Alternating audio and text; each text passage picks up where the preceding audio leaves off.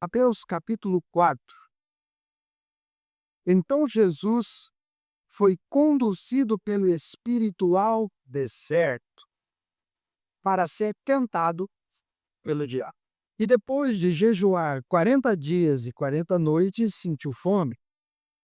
Então o tentador aproximou-se dele e disse: Se tu és filho de Deus, ordena que estas pedras se transformem em pães.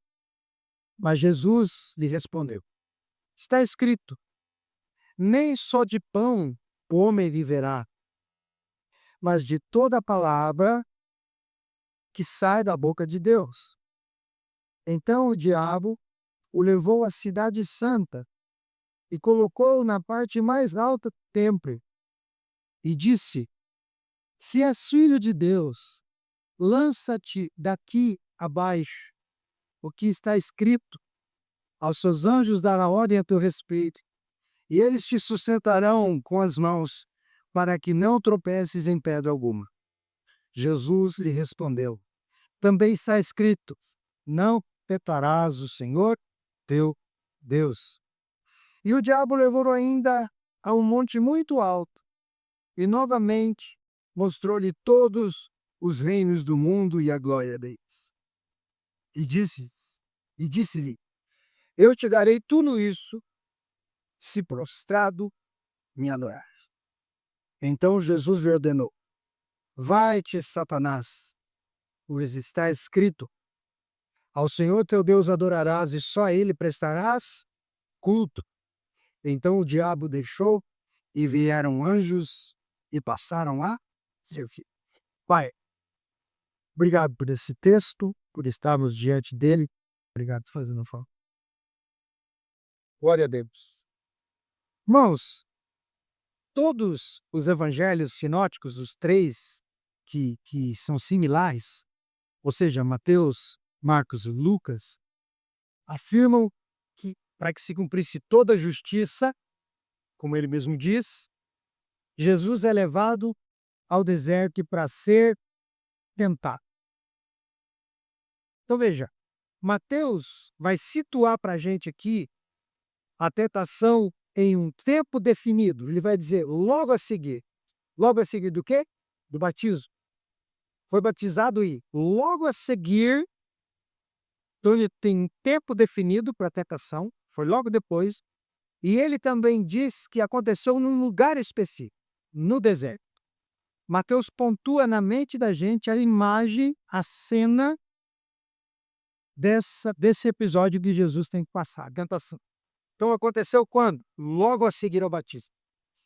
E onde? No deserto. Então, Mateus quer dizer para nós que Jesus sai da água do batismo para o deserto da tentação. Ele sai das águas para a areia. Ele sai de um local onde tem vida, abundância, né? Toda a vegetação do lado de um rio é muito rica, é muito verde, porque tem água. Todas as raízes estão bem úmidas, porque estão à beira de riachos. Então, é onde a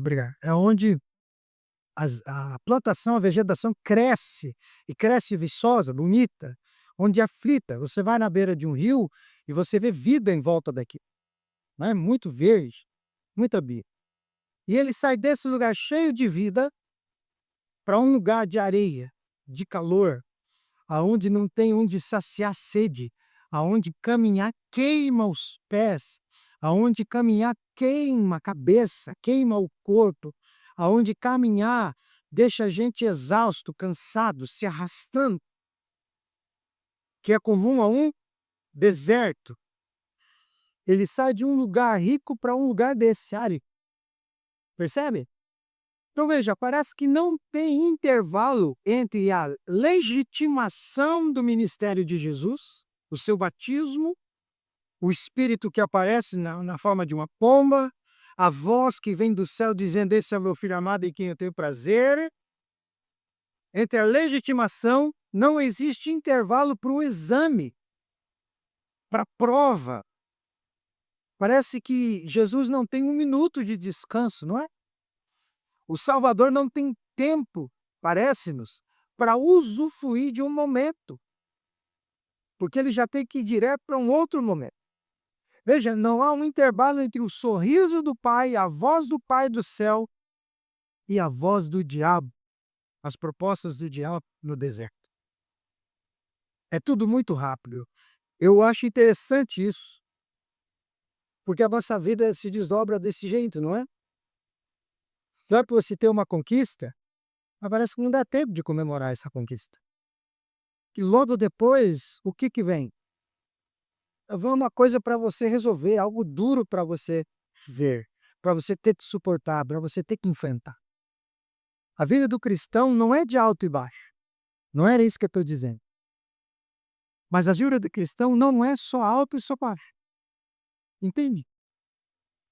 A gente com Cristo está vitorioso, isso não há dúvidas. Poderíamos então dizer que a vida do cristão é só alto? Sim, porque não depende de nós, depende do Cristo. Ele já venceu tudo isso aqui. Mas como a nossa vida se desenvolve nesse mundo caído, por mais que a gente caminhe sobre todas as coisas em Cristo, crendo, confiando e tendo esperança, a gente ainda enfrenta momentos em que parece que a gente não está nesse ponto alto com Cristo. Parece que a gente está no deserto com Cristo. A vida cristã é muito igual a isso aqui. E aí a gente pensa outra coisa no texto. Como que Jesus podia ser tentado sendo Deus?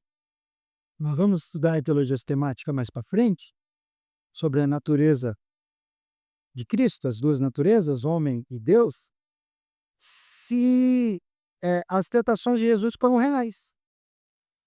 A gente vai estudar isso. Porque se ele é Deus e não podia pecar, e a gente vê na Bíblia que era impossível que ele pecasse, então as tentações dele nunca existiam. Adianta tentar quem não pode pecar? Entende? Então a gente olha para o texto assim, parece que tentar Jesus é perder tempo. Se ele não pode pecar, então as tentações dele nunca foram reais. E se a gente pensar assim, destrói toda a nossa teologia. Por quê? Porque se não foram reais, como que ele levou sobre si as nossas dores? Se elas não foram reais, então a gente está participando aí de um conto da carochinha. Ele não pode ter levado a minha tentação se para ele não a tentação não é como é para mim. Ele não pode ter experimentado o que eu experimento, se não foram reais. Nós vamos responder isso nos sábados. Venha para a gente aprender junto. Mas a gente olha para o texto e pensa isso. Como pode Jesus ser tentado? E aí a gente tem que entender cuidadosamente algo muito importante no texto. A gente tem que se debruçar sobre o significado da palavra tentar. A palavra perazim é a palavra grega usada aqui, usada no texto. E o significado dela, mais comum, é seduzir alguém a fazer o mal, arrastar alguém para pecar. Tentar é isso. Essa é a palavra usual, o uso usual de perazim. Mas, na realidade, há uma acepção principal da palavra perazim, e é que é pouco usual, é pôr à prova.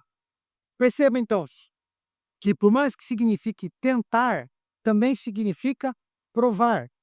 E há diferença? Há. Tem diferença entre tentar e provar? Sim, tem.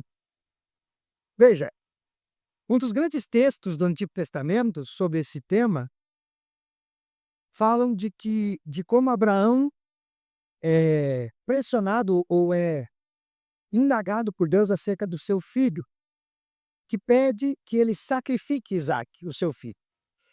E a história de Abraão, né, esse episódio começa da seguinte maneira: depois dessas coisas, Deus pôs Abraão à prova.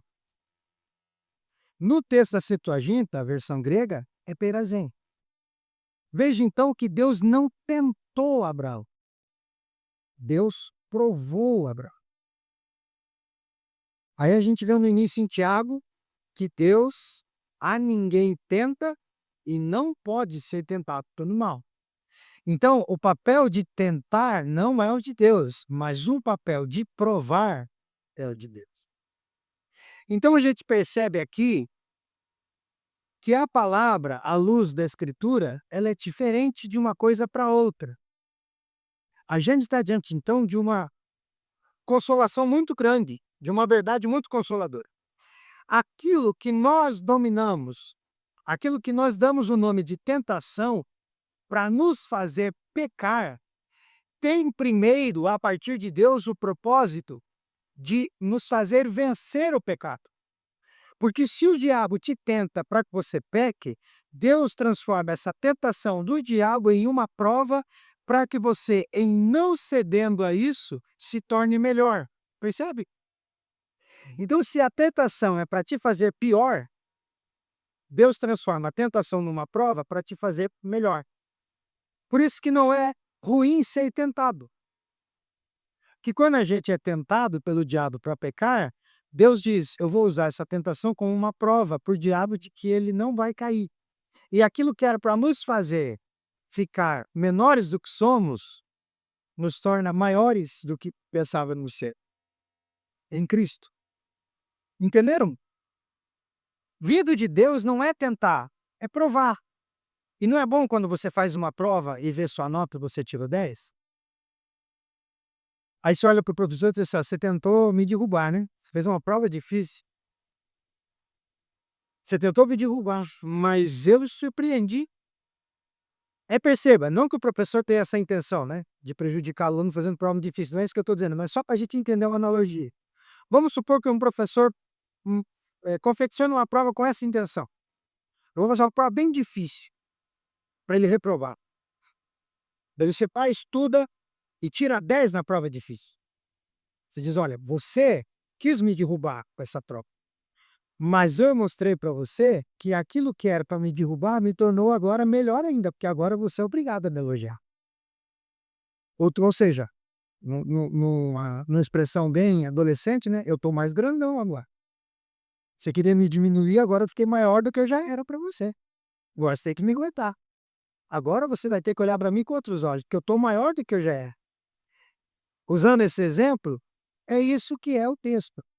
O diabo vem e diz: vou fazer ele pecar. Aí Deus fala: não, eu vou fortalecê-lo, ele não vai pecar, e essa tentação eu transformo numa prova para que ele seja aprovado. Aí você olha para Satanás e diz: toma, Satanás, saí maior do que eu era. Não por mim, por Cristo. Entende a diferença? Então, quando Satanás quer derrubar Jesus, na verdade, aquilo que era para derrubar tornou Jesus maior, tornou Jesus melhor. Então, as tentações, em última análise, não são propostas para que a gente se torne maus, ou até seriam em primeira análise, mas em última não, porque nos transforma em gente melhor. Enquanto vem para derrubar, só fazem a gente crescer, né? Por mais que o objetivo seja nos fazer pecar, nos debilitar, fazer com que a gente fique menor, acabam nos tornando mais puros e mais valiosos quando passamos por ela.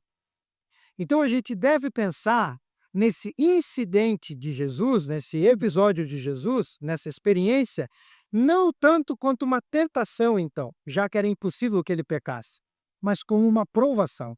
E olha que interessante, a voz que diz: esse é o meu filho amado em quem eu tenho prazer, não vem depois que ele vence o diabo. Vem quando ele batiza. Veja, o pai não diz: olha, ele vai batizar e vai para o deserto. Eu vou esperar para que lá quando ele dizer: vai-te, Satanás, somente a Deus adorarás e eu prestará culto, quando ele disser isso, aí eu grito do céu: esse é o meu filhão. Veja que o pai não precisa da vitória do Cristo sobre Satanás acontecer para ter a certeza de que ele é o filho escolhido, o amado de quem em quem ele tem prazer. Ele fala isso antes.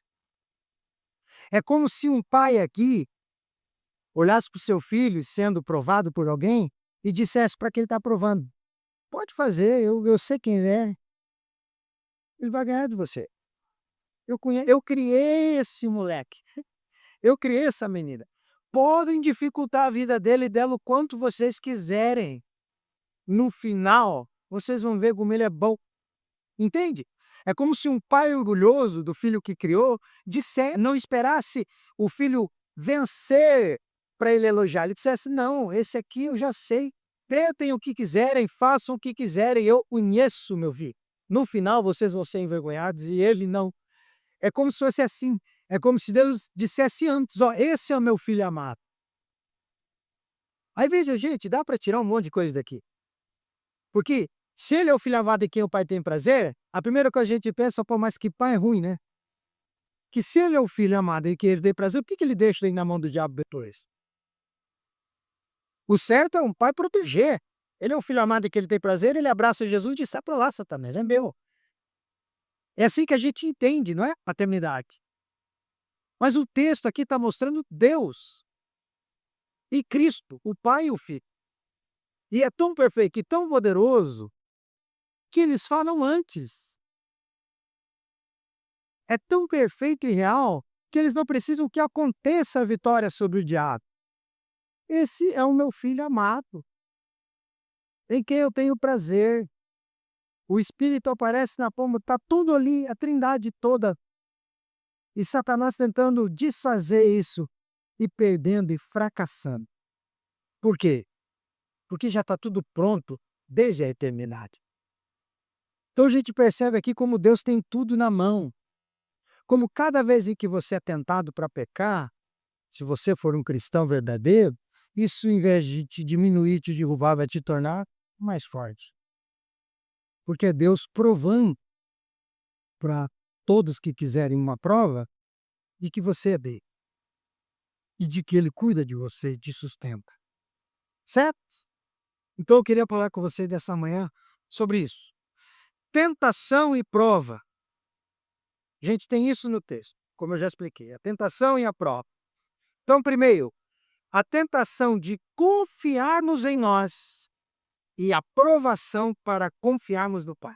A gente é tentado a confiar em si mesmo diariamente, mas Deus nos prova, transforma essa tentação em provação para que a gente confie nele. Então, tentados a confiar em si mesmos, mas provados a confiarmos no Pai. Versos 3 e 4.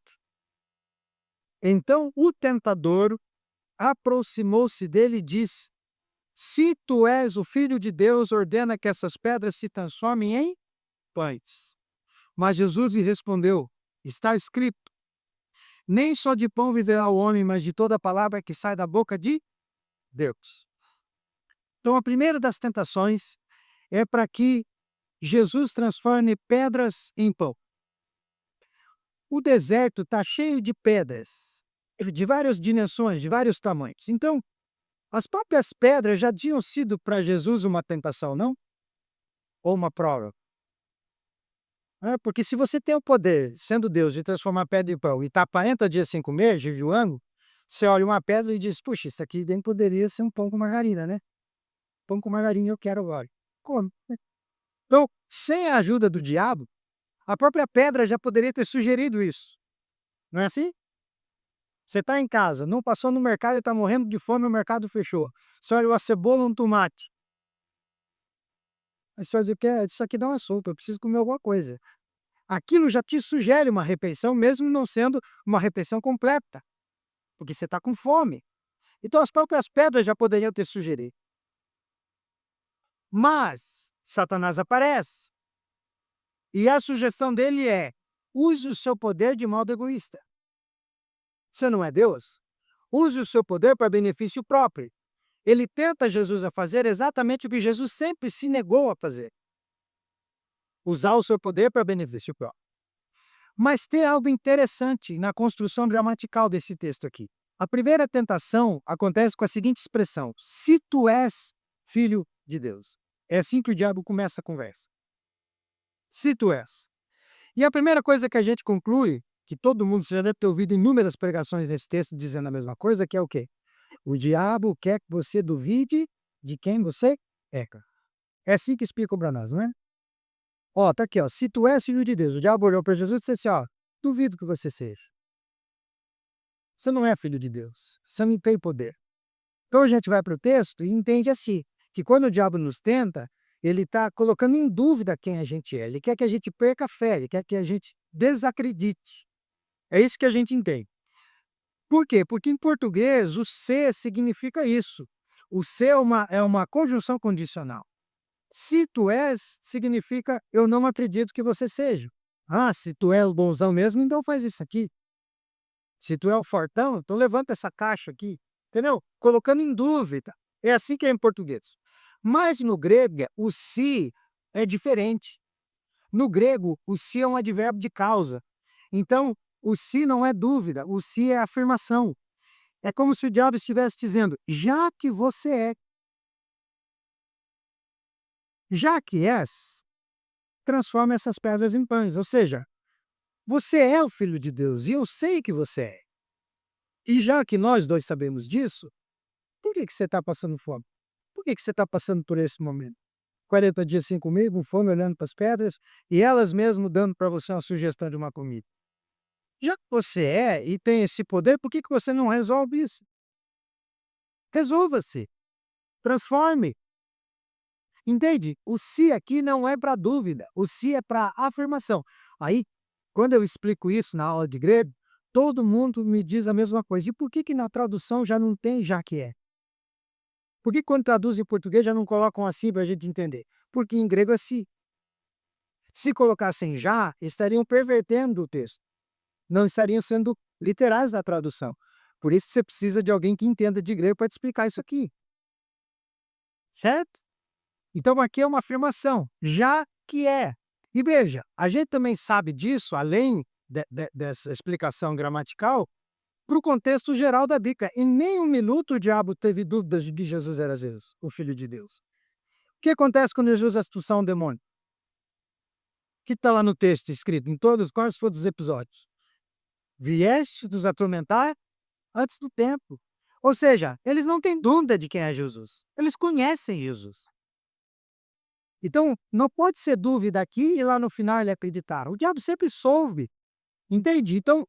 Então, se a questão aqui é uma afirmação, já que é, e ele não está tentando Jesus aqui, não acredite em quem é, colocando em dúvida a posição dele como filho de Deus, em que consiste a tentação então? A tentação consiste aqui para que Jesus duvide de quem o Pai é. Essa é a tentação. Se você é filho de Deus e a gente tem certeza disso, então o teu pai te abandonou na minha mão. Que pai é esse que te deixa comigo, diabo? Então o teu pai te esqueceu, mas você tem poder, então resolva os seus problemas você mesmo. Transforme isso aqui. Resolva isso aqui você não precisa de Deus. Você não precisa do pai que te esqueceu e que te deixou aqui comigo 40 dias sozinho. E já que você é Deus e pode resolver, esqueça e resolva por você. Essa é a tentação diária na nossa vida, não é? Você está lá orando e a resposta não vem. Você está rebolando de um lado do outro para tentar resolver os seus dilemas e nada acontece. Aí o diabo vem no teu ouvido e diz o quê? Ó, ele te esqueceu. Deus não está nem aí para você. Então, esquece ele. Resolva você do seu jeito. Resolve isso aí do seu jeito. Dá o teu jeito humano. Você é bom para fazer isso. Você não precisa de Deus. Você pode resolver sozinho. A tentação não é para que a gente duvide que é filho. A tentação é para a gente duvide que Deus é pai. Essa é a tentação diária. Que você duvide de quem Deus é, o seu pai que cuida de você. E isso faz todo sentido na resposta, porque o que Jesus diz? Nem só de pão viverá o homem, mas de toda a palavra que sai da boca de Deus. Eu posso não ter pão para comer, mas eu tenho Deus. Eu posso não ter as coisas, os recursos para viver melhor agora, mas eu tenho Deus. Eu tenho a orientação de Deus, eu tenho a palavra de Deus, eu tenho a voz de Deus, eu tenho o Pai. Essa é a resposta. Jesus, em outras palavras, está dizendo o que aqui? Filho não anda, filho obedece. Filho não manda, filho obedece e confia que o pai é mais experiente e sabe mais do que ele. Então, se o pai mandou fazer assim, eu vou fazer assim, porque, primeiro, eu devo obediência ao meu pai, e segundo, ele sabe mais que eu. Ele sabe que isso aqui é bom para mim. É isso que Jesus está respondendo. Então não é só de comer e resolver os próprios problemas que o homem vive. O homem vive de toda a palavra que sai da boca do Pai, de toda a orientação. Gente, ainda hoje, o diabo nos tenta. E o que, que ele nos sugestiona? Se Deus é bom, por que, que você passa fome? Se Deus é amor, por que, que você está em apuros? Se Deus é fiel, por que, que você está doente, sofrendo dessa enfermidade? Se Deus é provedor, por que, que você perdeu o emprego? Aleluia. Por que, que você não fechou aquele negócio? Essa é a tentação. É o tempo inteiro para colocar em dúvida o cuidado de Deus. Mas filho não manda, filho obedece. A gente vive na dependência do que Deus diz, do que o Pai diz, e não do que a gente pode forçá-lo a dizer. A gente não vive de uma fé que fica forçando Deus a fazer coisas para nós do jeito que a gente quer, mas a gente vive por uma fé na dependência do que Ele diz, independente do que Ele diga, mesmo que seja, querido, agora serão 40 anos no deserto aí como o povo lá. Agora serão 40 dias num deserto aí como Cristo aqui. Agora você vai passar por um período seco na sua vida e você vai melhorar depois que você sair do outro lado, mas vai ter que passar. Percebe? É isso. Então veja que, em resumo, Satanás não quer que você duvide de você. Pelo contrário, ele quer que você acredite em você. Ele quer que você acredite que você pode. Não é essa a confissão positiva da maioria do mundo? Eu posso, eu consigo? Eu posso, eu consigo. Repita comigo, eu posso, eu consigo. Não, você não pode nem consegue. Hã? Você é o que você deseja. Você pode. Não pode. Claro que você não pode. Nem tudo você pode. O diabo quer que você acredite que você pode tudo, que é liberado a você tudo. Ele quer que você acredite em você o tempo inteiro e não duvide de você. Ele quer que você compreenda Deus no máximo como um facilitador das coisas que você quer e não como um pai que te orienta a ter o que você precisa ter e não o que você quer o tempo inteiro. Essa é a tentação. Por isso, a primeira tentação aqui, tentação e prova. Primeiro, a tentação de confiarmos em nós o tempo inteiro, mas Deus nos prova para confiarmos nele o tempo inteiro. Certo? Tentação e prova. Segundo lugar, a tentação de insultar Deus, de ofender Deus, e a provação de não abusar de Deus. Verso 5 diz assim: então o diabo levou a cidade santa, colocou-o na parte mais alta do templo e disse: se era só, perceba, já não é dúvida, a gente já aprendeu. Então já que é o Filho de Deus, lança-te daqui abaixo, porque está escrito: aos seus anjos dará ordem ao seu respeito, e eles te sustentarão com as mãos, para que não tropeces em alguma pedra. E Jesus respondeu: também está escrito: não tentarás o Senhor teu Deus. Percebe que na primeira tentação Jesus responde com Bíblia, né? Nem só de pão viverá o homem, mas de toda a palavra que sai da boca de Deus. Jesus vence a tentação com a citação do Antigo Testamento. Para o segundo round da luta, o diabo vem com a Bíblia na mão. Então, já que você citou Bíblia, bom, legal, eu também conheço esse livro. Eu também sou bom nisso. Eu também conheço esse texto. E ele vem com a Bíblia na mão. E quando ele percebe que o desejo de Jesus é obedecer o Pai, a voz do Pai, nem só de pão viverá o homem, mas de toda a palavra que sai da boca de Deus, quando o diabo percebe que Jesus responde isso, quando ele entende que a ideia de Jesus aqui é glorificar a Deus por meio da palavra, o diabo tenta com a palavra, vem com a escritura. Na primeira tentação, o diabo queria levar Jesus a desconfiar de Deus, como a gente já viu. Agora, ele quer levar Jesus a confiar em Deus acima do que se deve confiar. Então assim, ó, então tá, já que você confia nele, então vamos provar tua confiança para o mundo inteiro? Então se joga daqui, porque ele vai te segurar. Que você é filho, ele não vai deixar você se arrebentar. Olha como o diabo é astuto, gente. Ele vem na primeira tentação para que você duvide de quem Deus é. Aí você responde à altura, não duvido. Aí diz, mas você acredita tanto nele assim? Diz, acredito. Então vou fazer o seguinte, vamos fazer disso um espetáculo. Você joga na frente desse trem, e se ele é mesmo quem é, e você confia nesse ponto, você tem fé nesse ponto, você não vai morrer. E aí, você vai ficar com uma pessoa que se jogou na frente de um trem, mas creu em Deus e não morre. Vira um espetáculo do mundo. Olha como muda totalmente a tentação. Já que você confia tanto nele, vamos só. Porque ele cita aqui o Salmo 91, onde diz, aos teus anjos dará ordem a teu respeito, para que não tropece numa pedra. Ele torce o sentido e omite parte do texto. Veja como é. O diabo é pregador, gente, mas é esse tipo de pregador que você vê na TV. Que esquece o contexto, pega um texto, isola ele e faz dele uma verdade, né? A gente brinca lá no meio teológico, entre professores de teologia e alunos, que isso é operar o texto, né? Fazer uma cirurgia no texto. Você recortar ele de toda a história que ele está encaixada para dar uma verdade sua para ele. É isso que ele faz. Como um bom, péssimo pregador. Se é que pode existir essa expressão, né? Com um bom pregador ruim, é isso que ele faz.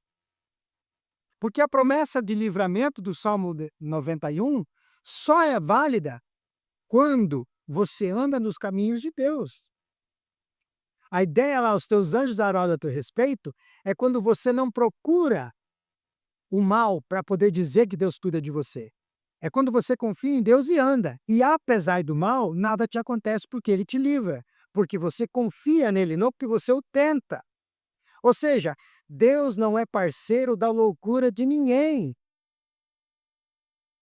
Já contei essa história aqui, mas para que fique gravado e tem a ver com o sermão. Uma vez saindo da igreja, nós íamos jogar videogame na casa do meu cunhado. E aí íamos todos, com o pessoal da igreja, os meninos, todo mundo ia de a pé, na rua, brincando e rindo, saindo do culto, num sábado. E aí, eu olhei o Marcelo, citar nome aqui, e o Marcelo não estava na calçada com aquele grupo, ele estava um pouco mais para a rua, e eu vi a luz do carro vindo de trás.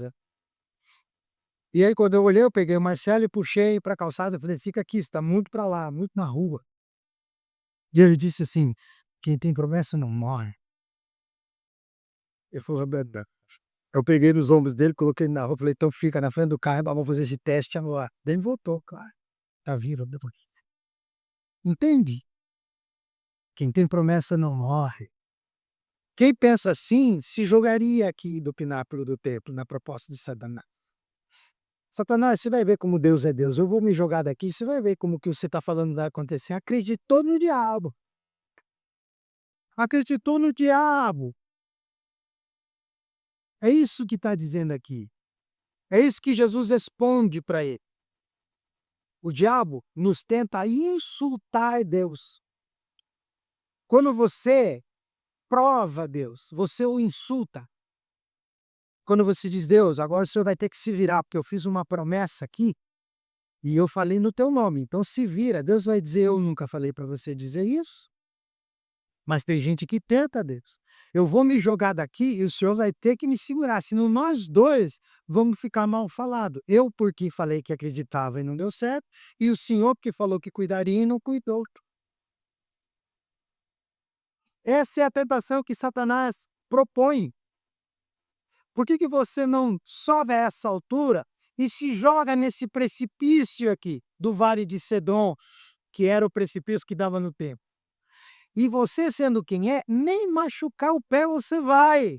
Esse milagre vai fazer com que você fique grande, com que você se apresente. E esse é o método que mais propunham os falsos mestres que apareciam.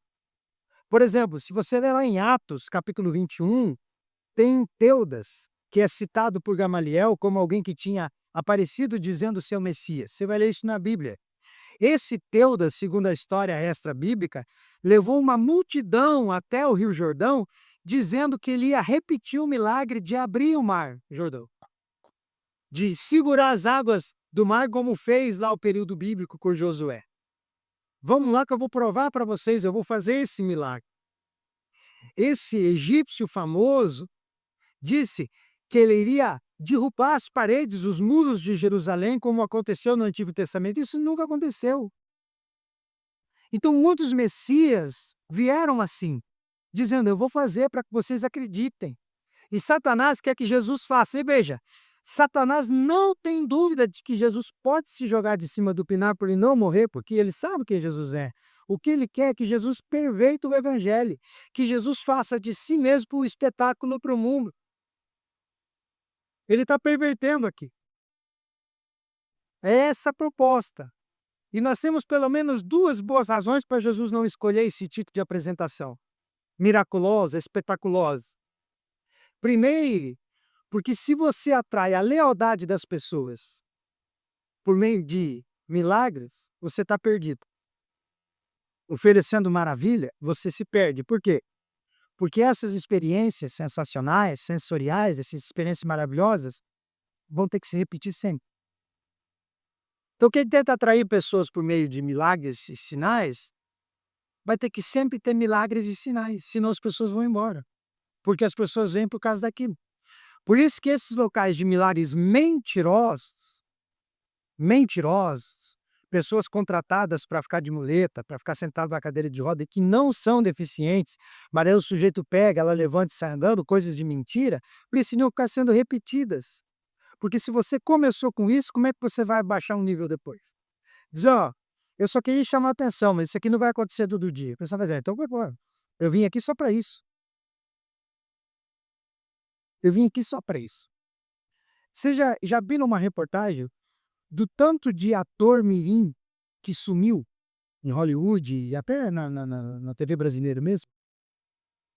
Crianças que eram atores e fizeram filmes formidáveis e hoje não são ninguém, são anônimos. Uns até já morreram. Por quê? Porque era bonito quando era criança. Quer um exemplo? Macaulay Culkin. Que filme você já assistiu do Macaulay Culkin tirando o do Natal lá? Esqueceram de mim. Ele sumiu, né? Cresceu e não virou um grande ator. Todo mundo lembra dele por causa daquele filme só. Na nossa mente, o Macaulay Culkin nem cresceu, né? Na nossa cabeça, ele nem virou um adulto. A gente só lembra dele daquele jeito. Entende? Quando você mostra algo tão espetacular, você tem que repetir aquilo. E o Macaulay Culkin só é legal criança, ele não é legal adulto. Se você oferece coisas para as pessoas virem à igreja como milagres e no domingo que vem não tem, ele vai embora porque ele só quer aquilo. Então, se Jesus começa o ministério assim, ele teria que ficar se jogando de pináculo do templo o tempo inteiro. Ele ia ter que dar uma pregação de 1 hora e todo mundo dizer: "Amém, ouvimos, agora sobe lá e pula para a gente ver, que a gente veio aqui só para ver isso". Ele diz: "Não, mas eu quero que vocês só escutem o que tem a dizer". "Não, mas a gente já ouviu, é legal, mas sobe lá e pula". "Ó, filma, não perde, tá, porque ele vai fazer de novo". Entende? Ficar chamando gente aqui para isso é o tempo todo fazendo isso. O que é pão hoje é fome amanhã, se a gente insistir nisso. Por isso que você vem aqui, por causa da palavra. Você vem aqui porque lá no fundo do seu coração, você acredita que todos aqui são comprometidos com o que está escrito.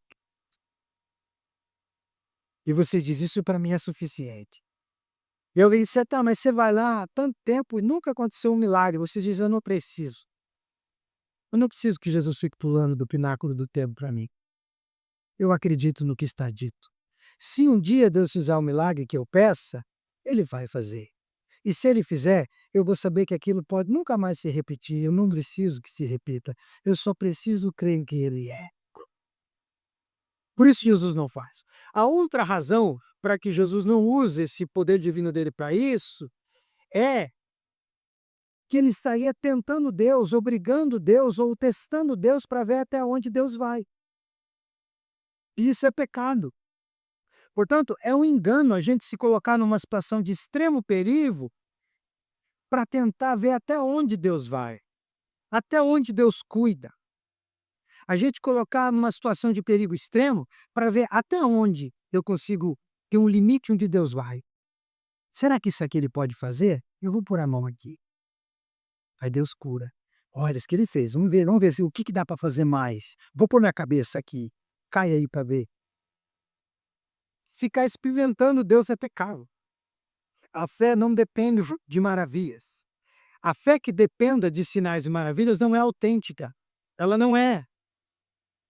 Porque a fé acredita mesmo sem ver. Esse é o ponto da fé. Mesmo sem receber. O socorro de Deus não é um poder para ser experimentado de maneira sensorial, como adrenalina e dopamina. Por que as pessoas são malucas e se jogam de paraquedas? Porque elas querem experimentar a emoção, adrenalina, dopamina. Deus não é alguém para ser experimentado assim, com êxtase. Deus é um pai para que a gente confie, que mesmo sem que nada aconteça, ele continua cuidando de nós. Mesmo sem que nada visível aconteça. Vocês viram há pouco tempo, né? O episódio do balão. Gente, eu nunca vou morrer daqui. Porque você nunca vai me colocar no cesto para quê? Nunca você vai fazer isso. Eu conheço um taquidedo que fez isso. Contra a vontade foi.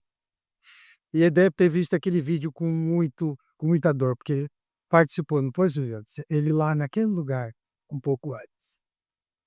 E o senhor mandou um vídeo e diz, olha, tu me enfiei. E eu falei, rapaz, você é maluco. Filmando lá de cima. Você é doido, desce daí agora. Eu falei para ele no alto. Falei, desça daí. Não tinha mais como. Mas graças a Deus, desse dia deu tudo certo. Mas vocês viram? Nada contra quem gosta, gente. A vida é sua, o dinheiro é seu. Você gosta desses testes de adrenalina? Faça. Eu não estou aqui para... Mas disso eu não... Paraquedas, balão. Eu não ando nem de moto e garupa. Eu não tenho habilitação de moto. Porque eu morro de medo de moto. Eu não ando em garupa. Tem irmão, tem moto ali, passou, monta aí, vamos rápido. Ele vai, eu vou de a pé. Eu não ando atrás, porque eu tenho medo de cair e morrer. Eu tenho medo disso, eu não gosto. Você vira a moto para um lado, eu vou para o outro, derrubo os dois. Eu acho que nós vamos cair se eu fico pro mesmo lado. Agora vamos pegar isso e jogar para as coisas da vida. Tem gente que gosta disso na vida espiritual. Ficar experimentando Deus. Ficar testando Deus. Você não precisa disso, gente. A vida já é bem difícil, cheia de tentação, com você sentado no seu sofá quietinho. Ela já é cheia de desafios, com você só tendo que acordar cedo, trabalhar e voltar para casa. Ela já é cheia de dificuldades, com você só tendo que criar um filho nesse mundo virado de perna para o ar e tendo que cuidar dele, ensinar ele para que ele não caia nas redes de ideologia. Já está muito difícil. Para que a gente vai se enfiar num balão espiritual? Não. O que Jesus responde aqui é o quê? Para Satanás. Ele fala isso no verso 7. Também está escrito: não tentarás o Senhor teu Deus. Se tem a chance de dar errado, eu não ponho nem o pé. Não vou tentar Deus nessa, não. Não vou dizer, Deus, vou subir lá e daí o Senhor, se acontecer alguma coisa, me ajuda. Não vou fazer isso, não. Melhor catar os dois pés aqui no chão. Né? Eu já estou ficando sem visão, já vou tropeçar daqui uns dias sozinho. Quanto mais subir em um lugar onde eu possa cair. Então, melhor ficar quieto. Entende? Último lugar. Tentação e provas. Primeiro, a tentação de confiarmos em nós e a aprovação de confiarmos no Pai. Segundo, a tentação de insultar o Pai e a aprovação de não abusar do Pai, que é o que a gente viu. Em último lugar, a tentação de adorar a Deus por algo e a aprovação de adorar a Deus do Bilier. Verso 8. O diabo levou ainda Jesus a um alto monte e mostrou-lhe todos os reinos do mundo e a glória desses reinos. E disse a Jesus: Eu te darei tudo isso se prostrado me adorares. Verso 10, então Jesus lhe ordenou. Veja, aqui não é Jesus respondeu. Nas outras duas, Jesus tem um diálogo. Aqui Jesus manda ele embora. Então Jesus ordenou: vai-te, Satanás, porque está escrito, Bíblia de novo, ao Senhor teu Deus adorarás e só a ele prestarás. Jesus veio para salvar o pecador, salvar o mundo. Então o diabo apresenta a imagem desse mundo porque Jesus iria morrer, né? Então o que o diabo quer aqui é, vamos entrar num acordo então. Você está vindo para morrer pelo mundo e salvar o mundo, é isso? Essa é a missão. Tá, vamos entrar num acordo. Vamos evitar a cruz, vamos resumir tudo aqui. Ajoelha e eu te dou um. Só me adora e eu te dou um. Não precisa de cruz, não precisa de nada. Vamos entrar num acordo, a gente resolve isso aqui no capítulo 4 de Mateus, não precisa nem com 27. A gente encerra no livro do 4 capítulo aqui, você me adora e já fica com tudo e tudo fica certo. Eu te dou isso aqui, vamos nos entender. A tentação aqui no caso consiste em quê? Em comprometer a pureza do evangelho. É isso que ele quer que Jesus faça. Ao invés de apresentar o evangelho como as exigências de Deus para o mundo, faria do evangelho o mundo.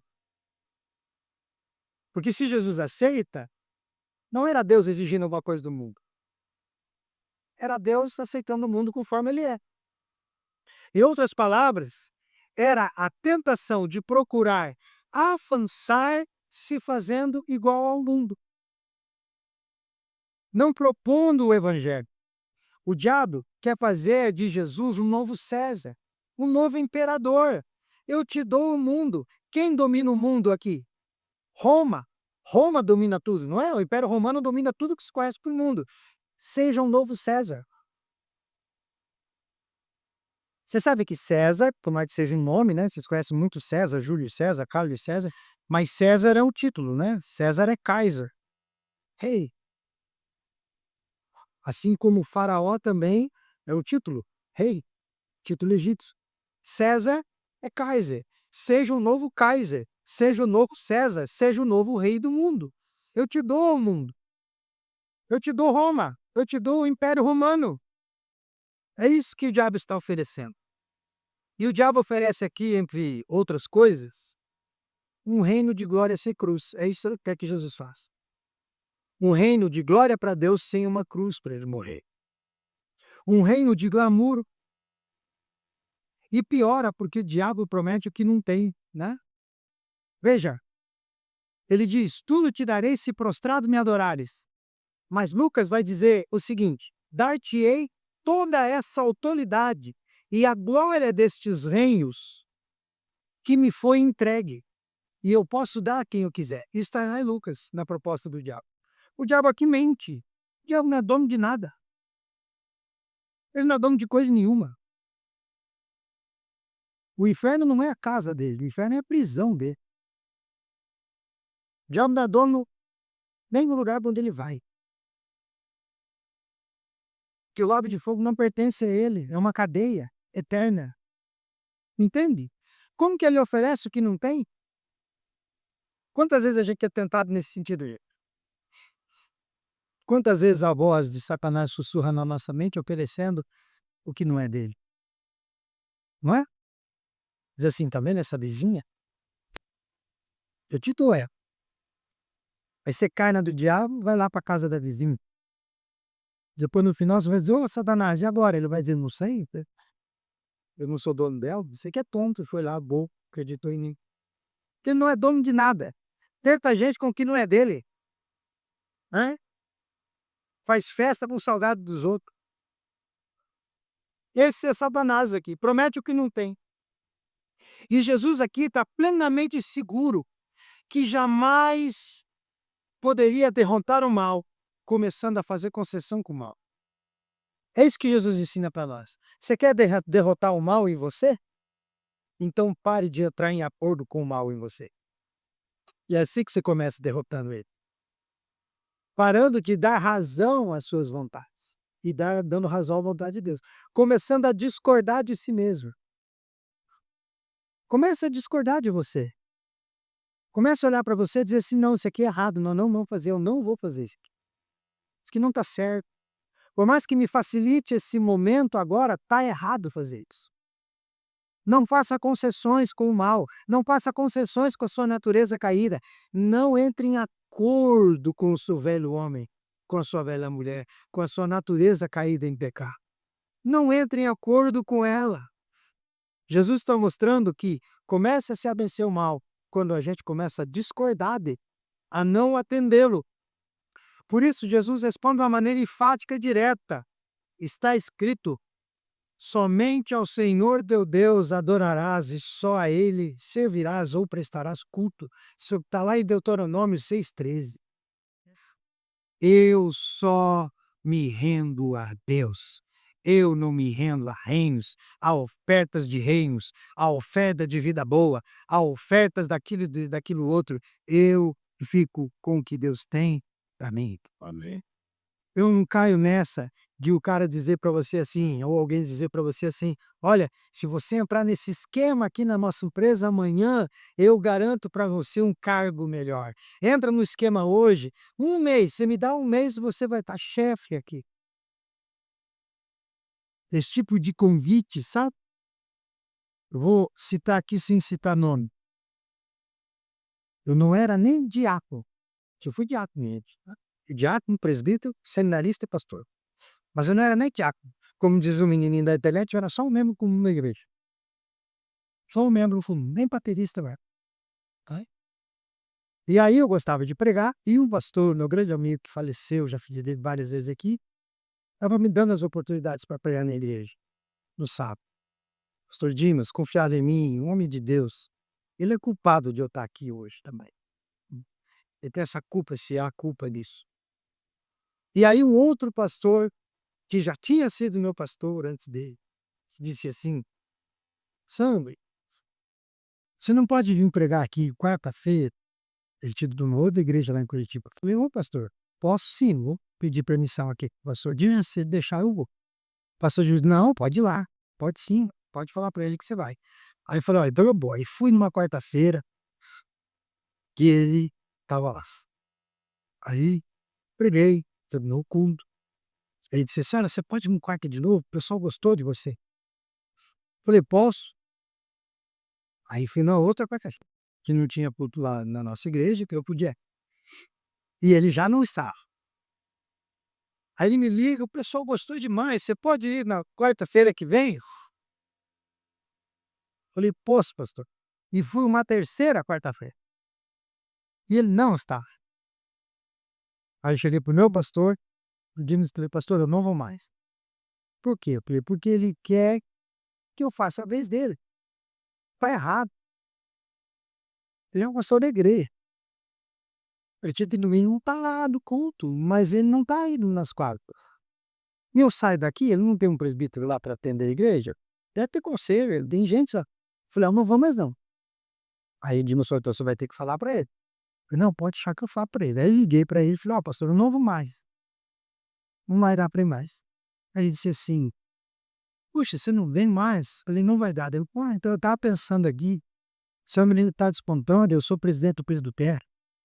Se eu pregasse aqui nas quadras, depois no final do ano eu podia arrumar uma consagração para você". Consagração de você ser pastor auxiliar. Eu não tinha um ano de convertido. Sabe quanto tempo eu fui ser pastor depois desse episódio? 10 anos. Isso aconteceu em 2002. Eu fui ser consagrado em 2012. Ele queria tirar 10 anos da minha estrada numa proposta, para eu me dar bem, só para ele não ter que ir num culto quarta-feira, e ter alguém que falasse por ele, que ele achasse que era de confiança. Falei: "Com essa proposta agora eu tenho certeza que eu não devo ir mais". E nunca mais eu fui. E claro que nunca mais eu fui em culto nenhum, porque ele nunca mais me chamou. Percebe? Eu contei isso para linhas, se eu der um microfone para cada um, tem um monte aqui que pode contar em outros âmbitos profissionais, outras, de pessoas que querem cortar o caminho do teu crescimento com propostas falsas, com enganos e mentiras, né. Você está lá na faculdade, alguém diz: "Ó, você fizer esse favor aqui para mim, eu adianto as coisas e mexo os pauzinhos", e você diz: "Não, ainda tem muito tempo para eu aprender, eu estou caminhando, eu não posso cortar esse trajeto". Satanás quer fazer isso aqui com Jesus. Vamos diminuir o caminho? Para que cruz? Para que sofrimento? Para que tudo isso? Joelha aqui e eu te dou quinto. Aí Jesus diz: "Não, adorar só a Deus. O plano de Deus vai se cumprir, mesmo que junto com as rosas venham os espinhos. Mesmo que junto com o céu azul do caminho que eu vou trilhar venham as nuvens escuras lá de vez em quando. Eu ando com Deus. Eu faço a vontade de Deus". Então não aceita, gente, não cai nessa de gente querendo facilitar a tua estrada, não. Às vezes sim, Deus envia alguém que facilita e você percebe que é Deus, e daí você sabe que está tudo certo, é providência. Mas às vezes é o diabo querendo dizer para você: "Vamos cortar esse caminho aí, vamos mudar isso aí, vamos diminuir esse percurso, faz um acordo comigo aqui, eu facilito as coisas para você". Não aceite, não faça, não vá. Prefira sempre o caminho estreito e a porta estreita, porque o largo é onde está a maioria e são muitos que se perdem, diz o texto. Amém? Para encerrar, ninguém pode ler essa história aqui sem se lembrar de um detalhe importante que essa história carrega. Como que Mateus, Marcos e Lucas sabem disso aqui se eles não estão no deserto com Jesus? Isso aqui está registrado na Bíblia. Como que esses três registram se eles não estão lá? A resposta é óbvia, né? Jesus contou. Quando Jesus volta do deserto e reúne os discípulos, ele conta o que ele passou. Se Jesus não tivesse contado, nós nunca íamos saber dessa conversa com o diabo. A gente só sabe que Jesus contou.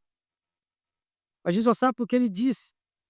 Então a gente conhece a história graças ao fato de que Jesus abriu seu coração. Então Jesus aqui está se desnudando, está se expondo para os discípulos. Está mostrando a sua condição espiritual para eles. Então a gente se aproxima dessa história aqui, primeiro com uma reverência particular e única, porque aqui Jesus está contando uma história para nós que ele não precisava ter contado. Então você olha para você só diz: "Ó, Jesus está se abrindo para nós aqui, que ninguém viu". Então ele está apontando, há uma intimidade que ele está dizendo. A gente se apresenta assim a ela. E depois está ensinando a gente a quê? A gente dividir as nossas provações e tentações uns com os outros. Jesus não precisava ter contado, mas ele contou ensinando a quê? Façam isso. Quando vocês forem tentados pelo diabo e Deus estiver transformando essa tentação em prova, compartilhem, contem, tenham pessoas de confiança para vocês contarem: "Ó, me ajudem em oração, eu estou passando por essa situação, me socorra nisso aqui, me ajude nisso aqui, ore comigo nesse respeito", né. É tão ruim, gente, a gente que é pastor, quando você recebe a mensagem de alguém e você sabe que o divórcio já foi assinado e que ninguém veio falar com você antes. Quando a pessoa chega com a decisão tomada, e: "Puxa, por que que você não procurou antes? Por que que a gente não sentou? Por que que a gente não conversou? Por que que a gente não entrou num acordo?". É tão bom quando alguém diz, eu fico, claro, não feliz pela situação, ninguém quer passar por isso, mas eu fico contente da pessoa ter tido coragem quando diz assim: "Pastor, eu preciso conversar com você, porque não está dando certo, eu acho que vai acabar. Acho que o casamento vai acabar da minha parte, mas eu preciso conversar". Eu digo: "Graças a Deus que você me procurou antes de tomar a decisão. Vamos sentar e vamos conversar". E é tão bom ver quando os negócios se resolvem, as pessoas estão juntas e superaram aquilo, porque simplesmente contaram. Não é de se colocar no jornal de bombinhas não, tá? Para todo mundo saber, mas você tem que ter gente de confiança para você dizer: "Olha, tá difícil lá em casa, eu preciso conversar com alguém, a gente precisa sentar, eu preciso me expor, eu preciso abrir isso aqui, porque tá difícil a convivência", e aí acertar tudo e dizer: "Ó, graças a Deus a gente abriu, a gente resolveu, precisou de ajuda externa, precisou de alguém para conversar e deu certo". Jesus está ensinando a gente aqui a isso. Quando ele conta: "Se somos nada de Deus e só homens e mulheres, não devemos fazer o mesmo?". Não devemos? Claro que devemos. Então quando aquela tentação estiver te provocando, quando aquela situação estiver te apertando, o meu número está disponível. Conte com a minha descrição. E você pode dizer: "Não confio no pastor". Amém. Eu não tenho problema nenhum com isso, mas confie em alguém. Confie num irmão na igreja, confie em alguém. E se abra, e conte, e fale. E aí a gente tem apoio, suporte para ser aprovado na aprovação e para superar a tentação. Amém?